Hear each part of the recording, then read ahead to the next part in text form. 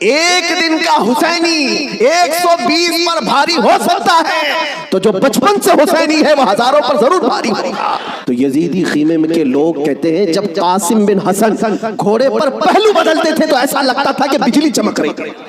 اگر کسی یزیدی کو پوچھے کہ تم کس کے ساتھ لڑنے کے لیے گئے تھے تو یہ کہیں گے 80 لوگوں کے ساتھ۔ کتنے لوگوں کے ساز و سامان کے ساتھ گئے تھے؟ کہیں گے 22,000 کے ساتھ۔ تو دنیا آج بھی ہنسے گی، 80 لوگوں سے لڑنے کے لیے 22,000 گئے تھے، کیا کیا لے کر گئے تھے؟ ہاتھی بھی تھے، گھوڑے بھی تھے، نیزے بھی تھے، تلواریں بھی تھی، بھالے بھی تھے، سب تھا۔ پھر اگر تم سے پوچھا جائے ساز و سامان کے ساتھ سہولتیں کیا تھی، یزیدی کہیں گے پورا پانی ہماری طرف تھا، دریائے فرات بھی ہماری طرف تھا، کھانا بھی ہماری طرف، پانی بھی ہماری طرف۔ پھر دنیا پوچھے گی ادھر کے خیمے میں حسین کتنی تیاری کے ساتھ آئے تھے، تو تمہیں منہ جھکا کر کہنا پڑے گا ان کے پاس صحیح قسم کے نیزے اور تلواریں بھی نہیں تھی، اور گھوڑے اور ہاتھی اور اونٹ بھی نہیں تھے۔ ان کے پاس تو 3 دن کی بھوک بھی تھی، پیاس بھی، اور اس کے علاوہ ان نوجوانوں کے پاس بھوک و پیاس کی شدت کے ساتھ ساتھ ساز و سامان جنگ بھی نہیں تھا۔ میں آپ کو بتاتا ہوں، سیدنا امام علی مقام مکہ سے نکل کر کے کوفہ جا رہے تھے۔ بہتوں نے منع کیا آپ کو، لیکن آپ کے سامنے کوفہ کے خطوط موجود تھے، اتمام حجت کے لیے آپ تشریف لے جا رہے تھے۔ بیچ راستے میں کوفہ کا گورنر عبید اللہ ابن زیاد، حر بن یزید، یہ نام یاد رکھیں، حر بن یزید الریاحی کو 1000 کا لشکر دے کر بھیجا کہ حسین کا راستہ روک لو اور انہیں کوفہ کی طرف آنے نہ دو، دائیں بائیں ادھر ادھر چلاتے رہنا۔ حر بن یزید کوفہ پہنچنے سے کافی پہلے ہی مولا حسین کا راستہ روک لی۔ توجہ چاہتا ہوں، حر بن یزید کس کی طرف سے آیا؟ وہ سپہ سالار تھا، یزیدی فوج کی طرف سے آیا، 1000 کا لشکر لے کر آیا۔ لیکن جب وہ آیا مولا حسین کے پاس، راستہ روک لیا اور کہا ہم آپ کو کوفہ جانے نہیں دیں گے، آپ بغاوت کر رہے ہیں وقت کے خلیفہ امیر المومنین یزید سے۔ ان کے ذوم باطل میں یہی تھا، اور اس کے بعد وہ راستہ روکے اتنی دور تک چلتا رہا، کبھی دائیں کبھی بائیں۔ امام حسین ایک جگہ پر جب پڑاؤ کرتے ہیں، ظہر کا وقت ہے، اذان ہوئی، نماز کے لیے جماعت قائم ہو رہی ہے، امام حسین نے اس حر بن یزید سے پوچھا جو 1000 لشکر کا سپہ سالار، کہا ہم نماز پڑھنے جا رہے ہیں، ہم اپنی نماز پڑھ لیں، کیا تمہاری جماعت الگ ہوگی، ہماری جماعت الگ ہوگی؟ حر بن یزید نے کہا نہیں امام، آپ ہی ہوں گے، ہم مقتدی ہوں گے، اقتداء ہم کریں گے۔ امام حسین مصلی پر ہیں، راستہ روکنے کے لیے جو آیا ہے یزید کا سپہ سالار، وہ اقتداء کر رہا ہے 1000 لشکریوں کے ساتھ، اقتداء کر رہا ہے، ظہر میں بھی، عصر میں بھی، مغرب میں بھی، عشاء میں بھی، کنٹینیو جو نمازیں ہوتی ہیں نماز امام حسین ہی پڑھاتے ہیں، اور راستہ روکنے کے لیے آیا ہوا یزید کا سپہ سالار اقتداء کر رہا ہے۔ میں علماء سے کہتا ہوں میرے عزیزوں، بڑا عظیم نکتہ ہے، اگر حسین کے سچے وفادار ہو تو آج بھی ہزاروں یزیدی تمہاری بھی اقتداء کرنے کو تیار کرتے ہیں، مجبور ہیں۔ اگر سچے حسینی بن جاؤ تو اقتداء تو ہوگی، لیکن جو بات مجھے عرض کرنی ہے وہ یہ ہے، راستہ روکا اور اس کے بعد پھر پیغام آیا کہ امام حسین کو کوفہ کی طرف آنے مت دینا، کسی اور راستے کی طرف لے جاؤ، کسی اور راستے کی طرف وہ زبردستی لے گیا۔ پھر وہ میدان آیا جس کو کربلا کہا جاتا ہے، امام حسین وہاں اتر گئے اور ایسی جگہ پر آپ کو اتارا گیا جہاں پانی نہ ملے، دریا کے اوپر سارے یزیدی فوج کا قبضہ۔ اب سنیے، محرم کا مہینہ ہے، 7ویں آ گئی، 8ویں آ گئی، اس کے بعد یہ صلح مصالحت کی بھی باتیں چلتی رہی۔ امام حسین نے پیغام بھیجا تھا عبید اللہ ابن زیاد کو، 3 آپشن دیے تھے، کوئی قبول کر لو، لیکن وہ ظالم آپ کے خون کے در پہ تھے، مانے نہیں، 4000 کا لشکر دے کر بھیجا۔ پھر اس کے بعد تقریباً 15000 کا لشکر دے کر بھیجے، 15000 یا 16000 کا لشکر دے کر دوبارہ بھیجا۔ اب یہ 9ویں محرم آئی ہے، توجہ چاہتا ہوں، 22000 کا لشکر۔ امام حسین نے خطبہ دیا کہ میں تمہارے پاس جنگ کرنے کی نیت سے نہیں آیا، تم میری عظمت نہیں جانتے، میں فاطمہ زہرا کا بیٹا ہوں، حیدر کرار کا نور نظر ہوں، رسول اللہ کا نواسا ہوں، میرے خون سے اپنے ہاتھ رنگین نہ کرو، ان پر کوئی بات اثر نہ کرے۔ اس کے بعد حر بن یزید جو 1000 کا لشکر لے کر سب سے پہلے راستہ روکنے آیا تھا، وہ یزیدیوں کے پاس آیا اور کہا ان کی ایک بات تو مان لو، وہ جنگ کرنے نہیں آئے، اگر وہ صلح چاہتے ہیں تو ختم کر دیتے معاملہ۔ لیکن یزیدی فوج کے جو بڑے سپہ سالار تھے، عمرو بن سعد یا شمر، ان لوگوں نے کہا اے حر، تجھے مصالحت کرنے کے لیے نہیں بھیجا گیا ہے، تجھے فوجی بنا کر بھیجا گیا ہے، لڑنا ہے تو ہمارے ساتھ لڑو ورنہ یہاں سے دفع ہو جاؤ۔ جب یزیدی فوج کے بڑے سپہ سالاروں نے حر بن یزید کی بات نہیں مانی تو سنو، پورے مجمع میں وہی حر جو یزید کا سپہ سالار تھا اعلان کرتا ہے تمہاری سپہ سالاری تمہیں مبارک ہو، میں حسین کے خیمے میں جاتا ہوں۔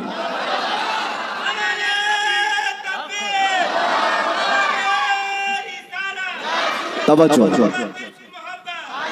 حر بن یزید نے کہا مجھے اب نظر آ رہا ہے کہ حق اور حقانیت حسین کے خیمے کی طرف ہے، مجھے جانے دو۔ ان لوگوں نے کہا تم جا سکتے ہو۔ حر بن یزید کو پتا تھا حسین کے ساتھ جانے کا کیا انجام ہو سکتا ہے۔ 22,000 کا لشکر جرار ہے اور ادھر صرف 80-82 لوگ ہیں۔ ایسے وقت میں ایک چھوٹی جماعت کا ساتھ کون دے سکتا ہے جہاں بھاری بھرکم لشکر سامنے موجود ہو؟ میرے عزیزو، ایک چھوٹی جماعت کا ساتھ صرف وہی دے سکتا ہے جس کے سینے کو مولا ہدایت کے لیے کھول دیتا ہے۔ میں نے دیکھا ہے مصیبتوں کے وقت کون ہمارے ساتھ کھڑا ہوتا ہے۔ لوگوں کی نظروں میں بہت بڑی بڑی حکومتیں ہوتی ہیں، ارے بہت سارے لوگ تو ڈر جاتے ہیں ان کے ساتھ کھڑے ہو جائیں، فوٹو میں آ جائیں گے تو کل کیس ہمارے اوپر بھی ہو جائے گا۔ میرے عزیزو، میں اپنی بات نہیں کرتا، لیکن ایک بات ضرور ہے، حق جماعت اگر اقلیت میں بھی کیوں نہ ہو، اللہ کی مدد آج یا کل اسی کے ساتھ ہوگی۔ اگرچہ آج وہ مظلوم نظر آئے لیکن اللہ تعالیٰ غالب فرمائے گا۔ حسین اعظم کے پاس حر بن یزید آ گئے۔ جس بات کی طرف میں تمہیں لے جا رہا ہوں اس کے لیے اتنا لمبا واقعہ بیان کرنا پڑا، جو اصل لب لباب ہے، جو خلاصہ ہے اس واقعے کا، وہ ابھی عنقریب بیان کرتا ہوں۔ نوجوانوں توجہ سے سنو، توجہ۔ حسین ابن علی رضی اللہ تعالیٰ عنہ کے پاس آ گیا حر بن یزید، قدموں میں گرا، کہا مولا مجھے معاف فرما لے، میں نے راستہ روکا آپ کا، میں آپ کو مجبور کیا اس میدان میں آنے کے لیے، لیکن میں آپ کے ساتھ اب اس وقت تک رہوں گا جب تک میری آخری سانس نہ آ جائے، میں آپ کی حمایت میں لڑوں گا۔ امام حسین نے اس سے کہا حر کہ میں نے تجھے معاف کر دیا، لیکن جا تو اپنے بیوی بچوں کے ساتھ، میری اس چھوٹی جماعت کے ساتھ رہے گا تو جان کا خطرہ ہے۔ حر بن یزید نے کہا میں نے جو راستے میں آپ کے ساتھ کیا اس کا کفارہ جان دینے سے بھی میں سمجھتا ہوں ادا نہ ہو پائے، اس لیے میں آخری سانس تک آپ کے ساتھ رہوں گا۔ رہا ساتھ میں۔ 10ویں محرم آ گئی۔ اب جو بیان کرنا ہے توجہ سے جانتے ہیں، صبح نکارہ بجا، طبل بجے، ادھر جنگ کی ابتدا ہوئی۔ یزیدیوں کی طرف سے عمرو بن سعد نے پہلا تیر چلایا اور اعلان کیا کہ ہم حسین ابن علی کے ساتھ جنگ شروع کر چکے ہیں۔ جنگ جب شروع ہو گئی، امام حسین رضی اللہ تعالیٰ عنہ کے اہل بیت کو کسی نے اترنے نہیں دیا، جو آپ کے ساتھی تھے، جو آپ کے ساتھ آئے ہوئے تھے، جو اہل بیت سے نہیں تھے۔ 5 صحابی رسول بھی ہیں مولا حسین کے ساتھ، صحابی رسول بھی تھے، وہ جب تک ساتھی رہے خاندان حسین سے ایک کو بھی میدان میں آنے نہیں دیا۔ اور جانتے ہیں اس میدان کربلا میں پہلے اترنے والا کون تھا؟ وہی حر بن یزید۔ اور کس کی جانب سے؟ امام حسین کی طرف سے۔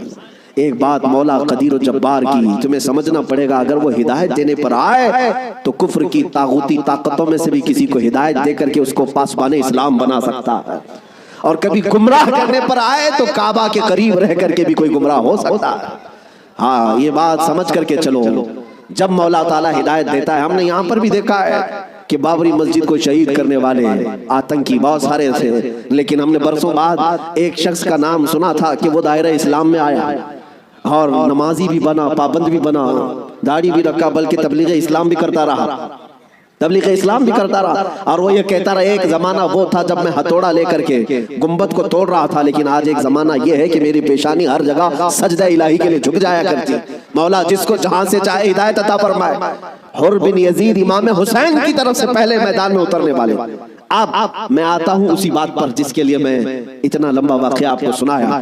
مقابلہ دو بدو تھا، ایک کے بعد دیگرے مقابلہ تھا۔ حر بن یزید جب گھوڑے پر سوار ہو کر مقابلے کے لیے آیا تو یزیدیوں کی طرف سے پہلوان آتے رہے، سپاہی آتے رہے، مقابلہ کرتے رہے۔ یہ تنہا حر بن یزید کا مقابلہ صبح سے لے کر کے دوپہر تک چلتا رہا۔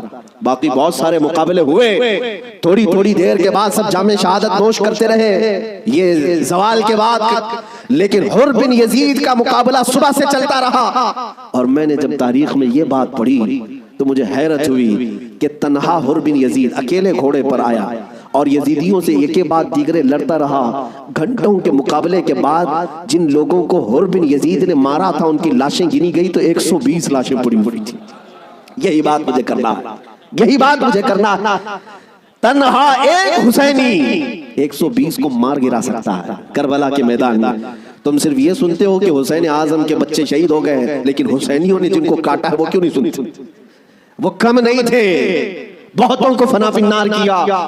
اب جو بات کہنی ہے وہ یہ ہے، حر بن یزید خاندان حسین سے نہیں ہے، اہل بیت سے نہیں ہے، انصار میں سے بھی نہیں ہے جو ساتھی وہاں سے آئے تھے، بلکہ ایک دن پہلے توبہ کر کے حسینی بنا تو دوسرے دن کی طاقت کا حال یہ ہے۔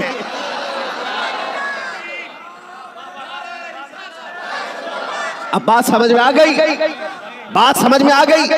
ایک دن کا حسینی 120 پر بھاری ہو سکتا ہے، تو جو بچپن سے حسینی ہے وہ ہزاروں پر ضرور بھاری ہوگا۔ کیوں نہ بھاری ہوگا؟ اعلیٰ حضرت فاضل بریلوی رضی اللہ تعالیٰ عنہ نسبت قادریت پر فخر کرتے ہوئے کہتے ہیں، کیا دبے جس پہ حمایت کا ہو پنجہ تیرا، شیر کو خطرے میں لاتا نہیں کتا تیرا۔ عزیزان گرامی، نسبت قادریت پر جب اتنا فخر ہے تو نسبت حسینی پر کتنا فخر ہو۔ مولا حسین کی نسبت نے اچھے اچھوں کو جوان کر دیا، اور ان کے سگے بھتیجے امام قاسم نے، جانتے ہو عمر کیا تھی امام قاسم کی؟ یہاں بیٹھے ہوئے اکثر لوگ عمر میں بڑے ہوں گے بہت سارے، 19 سال کی جوانی تھی، 19 سال کی جوانی۔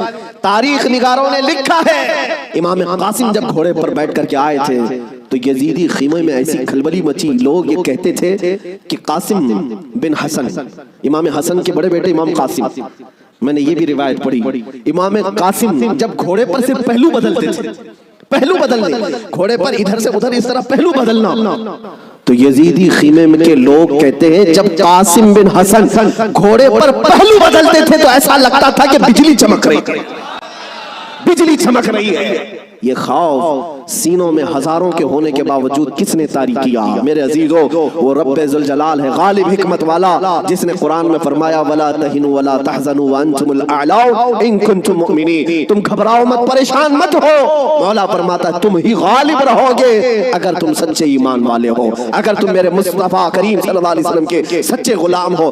لوگ تو صرف کربلا کے میدان میں یہ دیکھتے ہیں کہ امام حسین کی شہادت ہو گئی، علی اصغر کی شہادت ہو گئی، علی اکبر کی شہادت ہو گئی، عباس علمبردار کی شہادت ہو گئی، یہ شہادتیں اپنی جگہ پر، لیکن اگر کمپیریزن میں میں بتاؤں کس نے کتنوں کو مارا تھا، کس نے کتنوں کو زخمی کیا تھا، تو پھر تمہیں پتہ چلے گا کہ وہ کٹ کر کے بھی فتح یاب تھے، وہ شہید ہو کر کے بھی فتح یاب تھے۔ اس لیے کہ یزیدیوں کے پاس بولنے کے لیے منہ نہیں ہے، اگر کسی یزیدی کو پوچھے کہ تم کس کے ساتھ لڑنے کے لیے گئے تھے تو یہ کہیں گے 80 لوگوں کے ساتھ، کتنے لوگوں کے ساز و سامان کے ساتھ گئے تھے، کہیں گے 22,000 کے ساتھ۔ تو دنیا آج بھی ہنسے گی، 80 لوگوں سے لڑنے کے لیے 22,000 گئے تھے، کیا کیا لے کر گئے تھے؟ ہاتھی بھی تھے، گھوڑے بھی تھے، نیزے بھی تھے، تلواریں بھی تھی، بھالے بھی تھے، سب تھا۔ پھر اگر تم سے پوچھا جائے ساز و سامان کے ساتھ سہولتیں کیا تھی، یزیدی کہیں گے پورا پانی ہماری طرف تھا، دریائے فرات بھی ہماری طرف تھا، کھانا بھی ہماری طرف، پانی بھی ہماری طرف۔ پھر دنیا پوچھے گی ادھر کے خیمے میں حسین کتنی تیاری کے ساتھ آئے تھے، تو تمہیں منہ جھکا کر کہنا پڑے گا ان کے پاس صحیح قسم کے نیزے اور تلواریں بھی نہیں تھی، اور گھوڑے اور ہاتھی اور اونٹ بھی نہیں تھے، ان کے پاس تو 3 دن کی بھوک بھی تھی، پیاس بھی، اور اس کے علاوہ ان نوجوانوں کے پاس بھوک و پیاس کی شدت کے ساتھ ساتھ ساز و سامان جنگ بھی نہیں تھا۔ تب دنیا آج بھی کہے گی بھلا اس کو جنگ کہتے ہیں، بھلا اس کو مقابلہ کہتے ہیں۔ وہ حسینی اگر تمہارے ساتھ مقابلہ نہ بھی کرتے تب بھی قیامت تک حسین کی فتح کا پرچم لہرا رہا ہوتا، لیکن آج دنیا یہ دیکھ کر کے بھی کہتی ہے، چلو تخت و تاج کے مالک ہونے کو اگر آج دنیا یہ کہتی ہے، طاقت والے فتح یاب ہیں، حکومت والے فتح یاب ہیں، تخت والے فتح یاب ہیں، توجہ سے یہ بات میں آج ذمہ داری کے ساتھ کہہ رہا ہوں، کل کو اگر مجھے کوئی پھانسی پر چڑھائے، کل کو اگر مجھے کوئی گولی مارے تو یہ بات میری یاد رکھنا میرے عزیزو، ظالموں کی حکومت زیادہ دیر تک نہیں چلتی۔ یزید کا تخت بھی تھا، تاج بھی تھا، حکومت بھی تھی، فوجی بھی تھے، سپاہی بھی تھے، لیکن آج جاؤ اس یزید کے تخت کو ڈھونڈنے کے لیے، محل کو ڈھونڈنے کے لیے۔ دمشق آج بھی موجود ہے، ملک شام آج بھی موجود ہے۔ دمشق اگر جا کر کے لوگوں سے پوچھو گے وہ تخت کہاں ہے جہاں سے حکومت کی جاتی تھی، یہاں سے بیٹھ کر کے کربلا کے ریگزاروں میں خون بہایا جا رہا تھا، یزید کہاں ہے، تخت کہاں ہے، وہاں دمشق کے رہنے والے شاید تمہارا ہاتھ پکڑ کر کے لے جائیں گے ایسی جگہ پر جہاں پورے دمشق کا کچرا پھینکا جاتا ہے، جہاں پورے دمشق کی گندگی ڈالی جاتی ہے، اور لوگ کہیں گے یہیں پر یزید کو دفن کیا گیا تھا۔ تم ناک پکڑ کر کے بھاگ آؤ گے، وہاں پر کھڑے نہ ہو سکو گے جہاں یزید کو دفن کیا گیا تھا۔ تاج بھی نہیں، تخت بھی نہیں، فوج بھی نہیں، اور ذریت اولاد بھی نہیں، اور پھر آؤ کربلا کے میدان میں، پھراؤ عراق کی سرزمین پر, یہاں کسی سے جا کر پوچھنا, سنا ہے 1400 سال پہلے یہاں ایک جنگ ہوئی تھی, کربلا کا میدان تھا, رسول کے نواسے خاندان اہل بیت کے ٹکڑے کر دیے گئے تھے, انہیں جامِ شہادت پوش کرنا پڑا تھا. وہ میدان کہاں ہے میرے عزیزو؟ کربلا کا کوئی بھی آدمی تمہارا ہاتھ پکڑ کر لے جائے گا اور کہے گا اے عزیز یہاں وہ میدان نہیں ہے, یہاں کوئی ویرانگی اور صحرا نہیں ہے, اور تمہیں لے جاتے ہیں اور لے جا کر کے ایسی جگہ کھڑا کرے گا جہاں سے تمہاری نظر اٹھے گی تو سونے سے کلئی کیا ہوا لہراتا ہوا پرچم حسین تمہیں آج بھی اس بات کا اعلان کرے گا, شاہ اسد حسین, بادشاہ اسد حسین.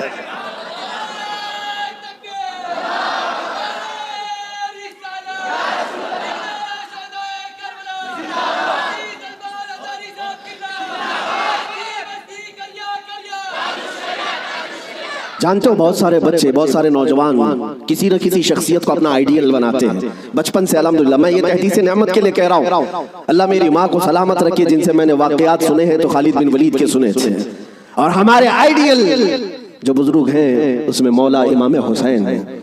ہم نے ان کو آئیڈیل بنایا ہے, آپ بھی بنا لو, اس لیے کہ ان لوگوں کو جس نے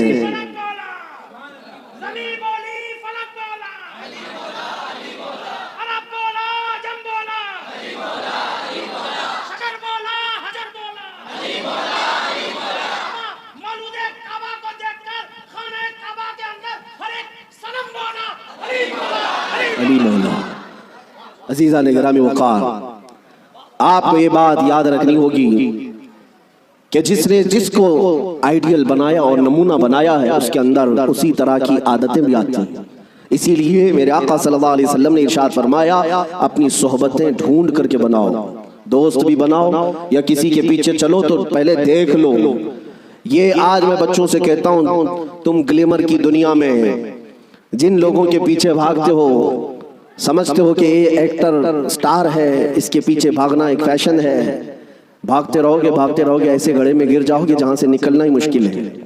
ہم نے دیکھا ہے ان دنیاوی مکاروں اور عیاروں کے پیچھے بھاگنے والے نوجوان کبھی سکھ سے نہ رہ سکے, اور ان کی حیثیت کیا ہے, فلموں میں آ کر کے تھرک کر کے ناچ کر کے مجرے دکھا کر کے اگر لوگ یہ سمجھتے ہیں کہ یہ بہت بڑے سٹار ہیں, میرے عزیزو ذرا حسن بکھرنے تو دو, بڑھاپا آنے تو دو, اور جب پھر جھریاں پڑ جائیں کمر ٹیڑھی ہو جائیں تو پھر ہم دیکھتے ہیں کتنے فین ہیں تمہارے. لیکن مجھے یقین ہے مولا حسین کا غلام 80 سال کا بھی ہو جائے تو اس کے فین کی کمی نہیں ہوتی, اس کے فینز کم نہیں ہوتے. اور ہم نے اپنی زندگی میں حضور تاج الشریعہ کو دیکھا. میرے عزیزو دیکھا ہے آپ حضرات نے, حضرت کی عمر تقریباً 70 کے اوپر تھی, 74 سال کی عمر میں, اور بال پورے سفید ہیں, 2 لوگ پکڑ کر کے چلاتے ہیں.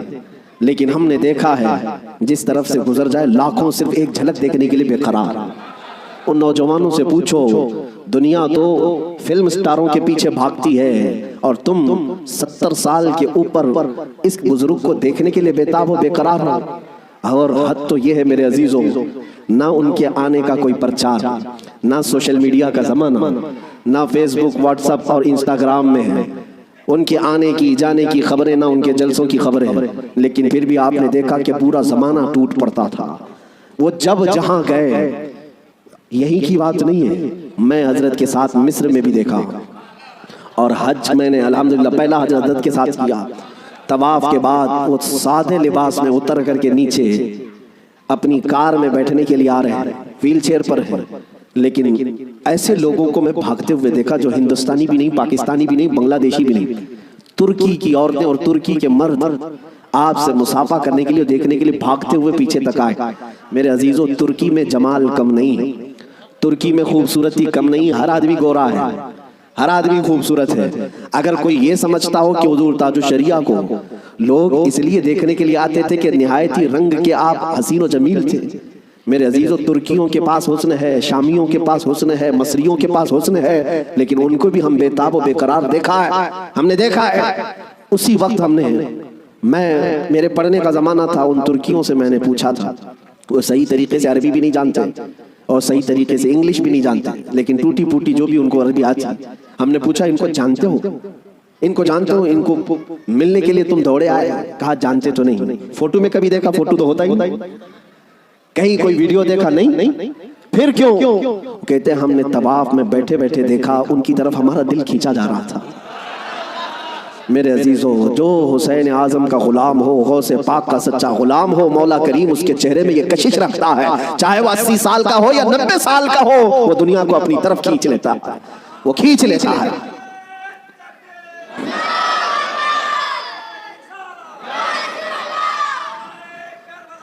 اب آؤ میں آپ کو بات بتا دوں، مر جانا، کٹ جانا، یہ ہماری انتہا نہیں ہے۔ اگر کوئی یہ سمجھتا ہے کہ ہمیں پھانسی دے کر کے یہ ختم کر دے گا تو اس کی خام خیالی ہے۔ یہاں پر انگریزوں کا دور تھا، 100 سال تک یہ اتنا ظلم کرتے رہے، ہندوستان میں آج بھی وہ تاریخ رقم ہے، لیکن سب سے زیادہ انہوں نے اگر کسی پر ظلم کیا تو مسلمانوں پر ظلم کیا انگریزوں نے۔ اور ان کو بھی آپ میں بتاؤں، آج پھر وہ دور ہمیں نظر آ رہا ہے ظلم کا، کسی ایک خاص کمیونٹی کو ٹارگٹ کرنا۔ انگریز ڈرتے تھے کس سے جانتے ہیں؟ جن لوگوں سے وہ ڈرتے تھے وہ کالا پانی کی سزا دیتے تھے۔ انڈمان نکوبار، جزیرہ انڈمان کو بھیجتے تھے، لیکن جزیرہ انڈمان نکوبار میں جو جیل ہے جہاں بھیجتے تھے، وہاں سب سے زیادہ اگر کسی کو انہوں نے بھیجا ہے تو وہ علماء اہل سنت کو بھیجا ہے۔ یعنی آج سے 100 سال پہلے بھی انگریزوں کے خیمے میں کھلبلی تھی تو علماء سے ہی تھی، حق بولنے والے علماء ربانیین، اور پھانسی پر چڑھایا ہے 30,000 علماء کو اہل سنت و جماعت کے۔ ایک بات میں آپ کو بتانا چاہتا ہوں، علامہ کفایت علی کافی رحمۃ اللہ علیہ، مراد آباد شہر کے رہنے والے ایک عاشق رسول، ان سے انگریز اتنا ڈرتے تھے کیونکہ جانتے تھے کہ ان کی زبان سے نکلے ہوئے کلمات سے اچھوں کے دل بدل جاتے ہیں۔ ان کو پتا ہے عالم ربانی، عالم حقانی کی زبان کو وہ توپ سے زیادہ اہمیت دیتے ہیں۔ کوئی توپ اور بندوق سے مارے اس سے زیادہ اہمیت ان کو ایک عالم ربانی کی زبان سے نکلے ہوئے حق جملے۔ اسی لیے کفایت علی کافی کو گرفتار کرنے کے لیے جانتے ہیں کتنے لوگ آئے تھے؟ انگریز فوج کے 3,000 لوگ آئے تھے ایک عالم کو گرفتار کرنے کے لیے۔ ہمیشہ دنیا کے ظلم نے یہ بتایا ہے کہ یہ بزدل ہوتے ہیں، ہمیشہ بتایا ہے انہوں نے کہ باطل خیموں میں اکثر مادہ ہوتے ہیں، ان میں شیر نر نہیں ہوتا۔ ایک اہل سنت و جماعت کے عالم ربانی کو گرفتار کرنے کے لیے 3,000 کی فوج آئی اور گرفتار کیا، اور انہیں گرفتار کر کے سزائیں کیا دی تھی جانتے ہیں؟ ان کے جسم پر گرم استری پھیری جاتی تھی، اور جب ان کی چمڑی جل جاتی تھی تو نمک چھڑکا جاتا تھا۔ یہ کفایت علی کافی رحمۃ اللہ علیہ، تقریباً 1 ہفتے تک انہیں سزائیں دی گئی، اور پھر کہا جانے لگا کہ تم فتویٰ بدل لو، تم اپنی باتیں بدل لو، ہم اپنی حکومت میں تمہیں اہم عہدہ بھی دے دیں گے اور ماہانہ وظیفہ بھی جاری کر دیں گے۔ مگر وہ کفایت علی کافی عاشق رسول تھے، بازار مصطفیٰ میں بکا ہوا غلام پھر کسی انگریز کے ہاتھ میں کیسے بک سکتا ہے؟ میرے عزیزوں، وہ کفایت علی کافی اعلیٰ حضرت سے پہلے کے ہیں، اعلیٰ حضرت سے پہلے کے 1857 کی بات کر رہا ہوں، غدر جس کو کہتے ہیں انگریز، اس وقت کفایت علی کافی سے کہا ان لوگوں نے، آپ نے کہا میں اپنے جملوں کو اور اپنی زبان کو بدل لوں، وہ بھی میرا دین اتنا ہلکا اور سستا نہیں ہے، میرے جسم کو ابھی تم نے صرف استری سے پھیرا ہے، اگر ٹکڑے بھی کر دو تو میں اپنے اسی عزم پر باقی رہوں گا، اس لیے کہ کربلا کی داستان ہم نے بھی پڑھی ہے۔ میرے عزیزوں، کفایت علی کافی رحمۃ اللہ تعالیٰ علیہ کو 7 دن کے بعد تقریباً ایک چوراہے پر پھانسی کے لیے لایا گیا، اور سارا مجمع بھی تھا، پھانسی پر آپ کو چڑھایا گیا، اور اس عاشق رسول سے انہوں نے کہا تھا کہ اگر کوئی آخری خواہش ہے تو بتاؤ۔ ایک سچا عاشق رسول یہ نہیں کہتا کہ بیوی کو دیکھ لوں، بچوں سے بات کر لوں، جائیداد پراپرٹی کی وصیت کر لوں، بلکہ وہ کہتا ہے عاشق رسول پھانسی کا پھندا لگنے سے پہلے خواہش یہ ہے کہ ایک بار نعت رسول پڑھ لوں، اور پھر کہا گنگناتے ہوئے کوئی گل باقی رہے گا نہ چمن رہ جائے گا، پر رسول اللہ کا دین حسن رہ جائے گا، اطلس و کم خواب کی پوشاک پہ نازاں نہ ہو، اس تنے بے جان پر صرف خاکی کفن رہ جائے گا، سب فنا ہو جائیں گے کافی وہ، لیکن حشر تک نام حضرت کا زبانوں پر چلن رہ جائے گا۔